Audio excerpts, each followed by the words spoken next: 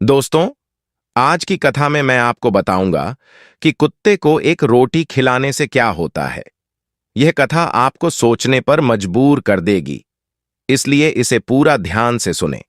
दोस्तों, एक समय भगवान शिव कैलाश पर्वत पर अपनी ध्यान साधना में लीन थे।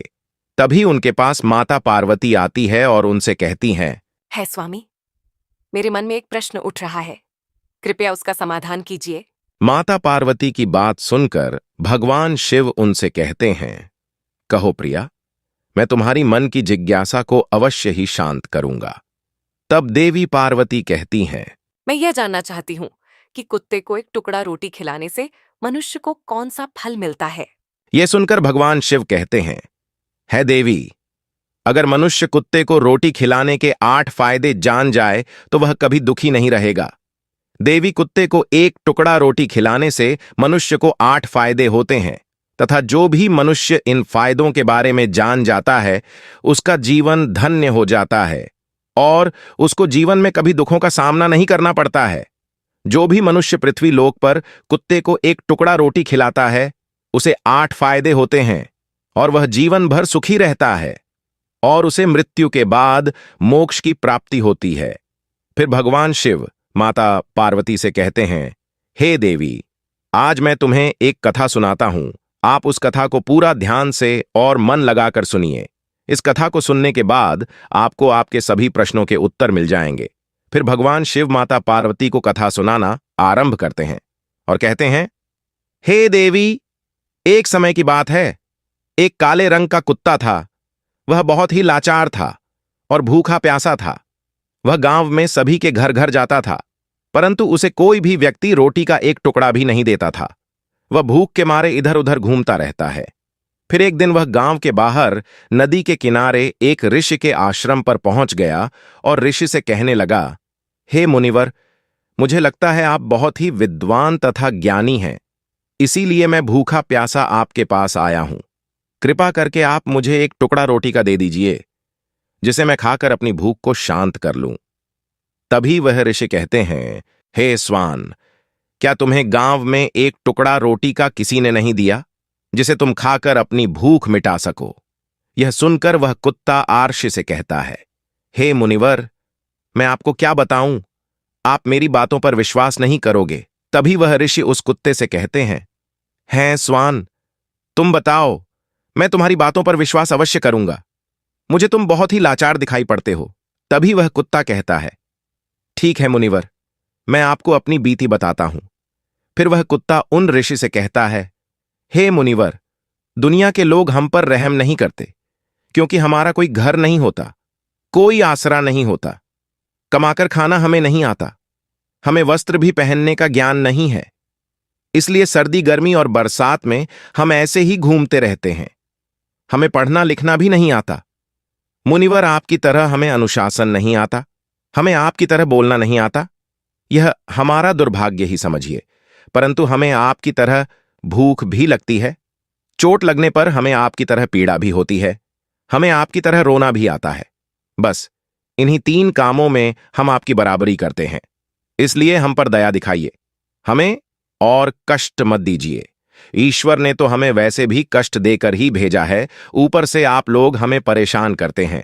हम आपकी तरह मनुष्य नहीं हैं, हम पराधीन जीव हैं। जब हमारा जन्म हुआ उस समय हमारे आंख कान बंद थे। कह नहीं सकते कि उस समय आपके जन्म पर जैसे नाच गाना होता है, बाजे बजते हैं, खुशी मनाई जाती है। हमारे जन्म पर भी यह सब हुआ होगा। हमारे जन्म पर किसने खुशी मनाई होगी? हम जिस बिछौना पर थे वह रुई का नरम तो था, सर्दी बिल्कुल नहीं लगती थी। मैं मन में सोच रहा था कि किसी बड़े घर में पैदा हुआ हूं, लेकिन जब हमारी आंख खुली तो मैंने देखा कि हमारी मां, जिसे आप लोग कुतिया बोलते हो, वह अपने 5 बच्चों को छाती से चिपकाकर एक राह के ढेर में पड़ी थी। हम 5 भाई थे, बाकी 4 भाई तो लाल और भूरे रंग के थे। मैं अकेला ही काले रंग का था। सब में छोटा मैं ही था, इसलिए कमजोर था। मेरी मां हम लोगों के पास कम ही आती थी, क्योंकि उसे भी अपने भोजन की व्यवस्था करनी पड़ती थी। यदि वह ना खाती तो हमें दूध कहां से पिलाती? उस एक मां पर हम 5 भाई निर्भर थे। वह बेचारी अपने भोजन के लिए इधर उधर दौड़ती रहती थी। कभी भोजन मिल भी जाता था, कभी नहीं भी मिलता था, लेकिन वह हमेशा हम पांचों का बड़ा ख्याल रखती थी। आखिर वह हमारी मां थी। वह रात भर जाग कर गांव की रखवाली करती थी। किसी की मजाल नहीं थी कि कोई अनजाना आदमी बुरी नीयत से गांव की तरफ झांक भी जाए। दूसरे गांव के कुत्ते भी हमारी मां के डर से गांव में नहीं आते थे। गांव के किसी किसान के खेत में कोई जानवर खड़ी फसल खाने आते तो हमारी मां उसे दौड़कर भगा देती। गांव वालों के लिए इतना सब करने के बाद भी कोई कोई मनुष्य तो हमारी मां को भोजन तक नहीं देता था। भोजन के लिए हमारी मां को मजबूर होकर छीना झपटी करनी पड़ती थी। कई बार तो लोग उसे लाठी डंडों से पीट पीट कर भगा देते थे। बेचारी उस दिन भूखी प्यासी रहकर पेट की आग से जलती रहती थी। फिर वह कुत्ता कहता है, हे मुनिवर, आखिर भूख तो हमें आपकी ही तरह लगती है।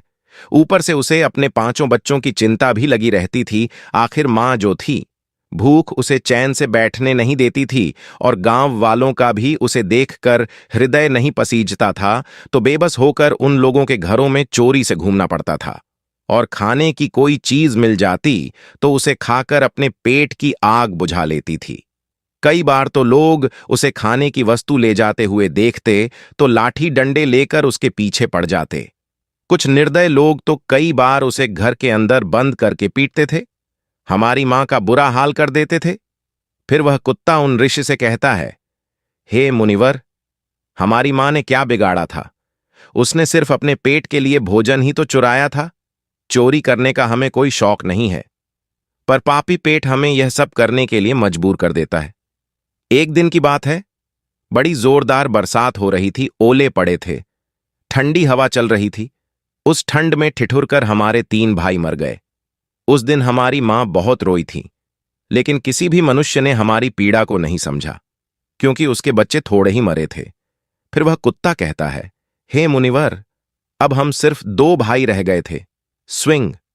हमारी मां हम दोनों की अच्छे से देखभाल करने लगी। फिर एक दिन उसी गांव में एक सेठ के घर पर दावत चल रही थी और अनेक प्रकार की मिठाइयां बन रही थीं। सेठ जी के घर काफी मेहमान आए हुए थे। हमारी मां कुछ खाने की तलाश में बार बार उधर जाती, लेकिन लोग उसे दुत्कार कर भगा देते थे। किसी को उस पर इतना भी तरस नहीं आया कि एक रोटी उस बेचारी को खाने को फेंक दे। एक रोटी से उनका क्या बिगड़ जाता? मेरी मां बार बार जाती और वहीं खड़ी खड़ी देखती रहती थी। सेठ जी के आंगन में दावत खाने का सिलसिला चालू हुआ। भोजन परोसा जाने लगा। मेरी मां भी वहीं जाकर पूछ हिलाने लगी। खाना परोसने वाला आदमी जब किसी काम से भीतर गया तो मेरी मां दबे पांव रोटी लेने को चल पड़ी। फिर दूसरे आदमी ने मेरी मां को जाते हुए देख लिया तो चारों ओर से लोग चिल्ला चिल्लाकर उसकी तरफ भागे। मेरी मां उनकी चीख सुनकर घबरा गई। 2-3 आदमी लाठी लेकर उसके पीछे पड़े। यह देखकर मेरी मां वहां से घबराकर भागने लगी, परंतु उसे वहां से निकलने का कोई रास्ता नहीं मिला, क्योंकि सामने से लोग लाठी डंडे लेकर आ रहे थे। तभी मेरी मां वहां पर जो लोग भोजन कर रहे थे उनको लांघ कर निकल गई। आगे वह कुत्ता कहता है, हे मुनिवर, मेरी मां अपने निकलने पर इतनी हैरान नहीं थी जितनी कि उन लोगों को देखकर हुई थी जो वहां पर दावत खा रहे थे। वह सब उठकर खड़े हो गए।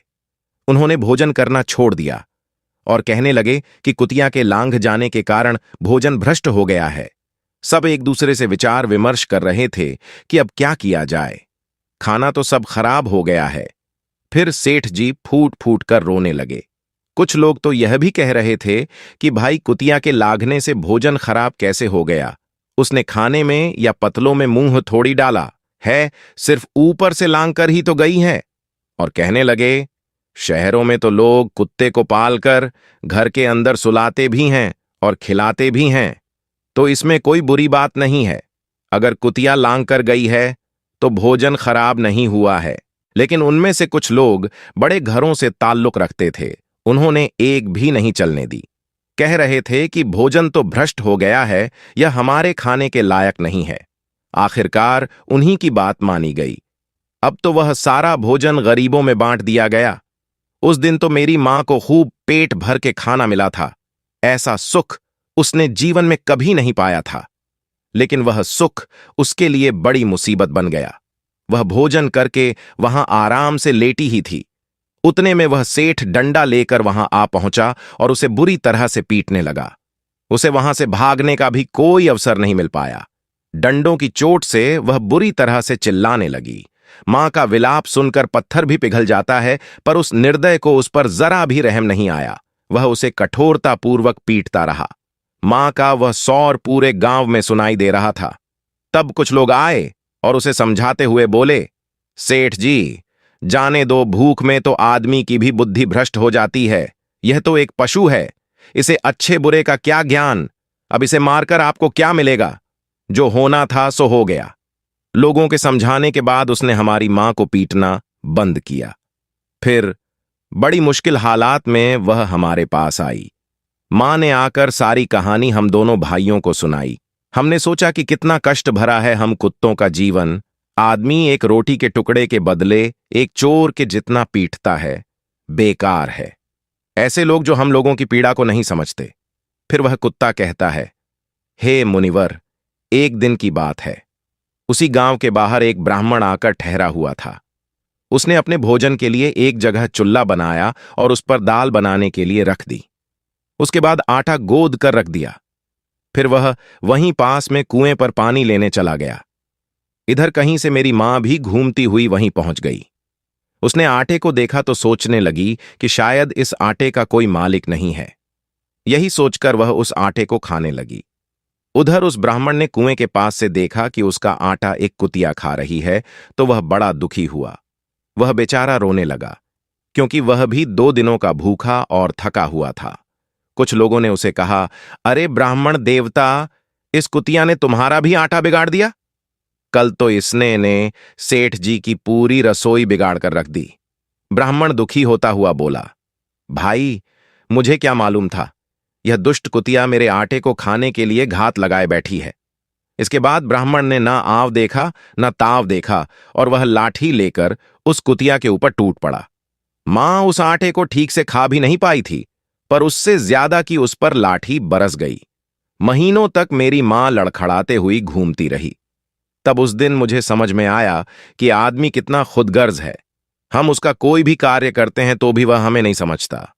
आगे वह कुत्ता कहता, हे मुनिवर, हमारी कमी यह है कि हम उन्हीं मतलबी इंसानों के अधीन रहना चाहते हैं, जो हमें कष्ट देता है, जो हमें प्यार से खिलाता है। हम उसके कितने काम आते हैं ये नहीं पता।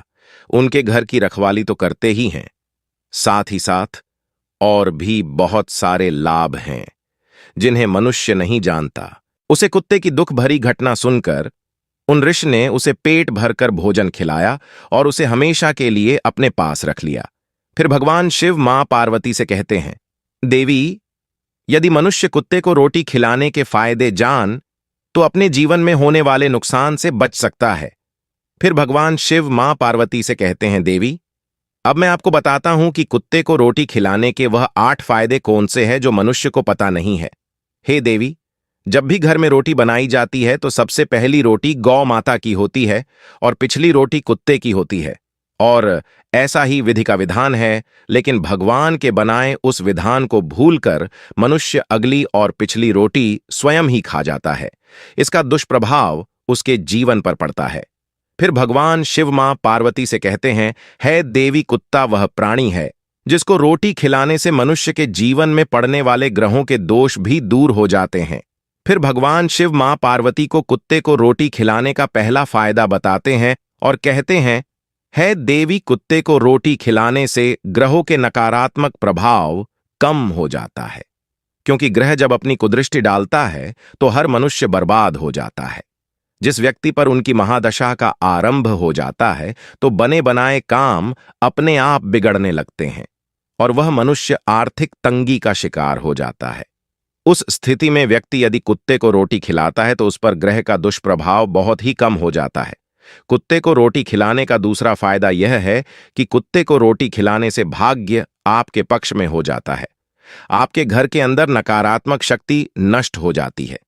कुत्ते को रोटी खिलाने का तीसरा फायदा यह है कि कुत्ते को रोटी खिलाने से माता लक्ष्मी प्रसन्न हो जाती है और आपके घर में धन दौलत की कभी कमी नहीं रहती है।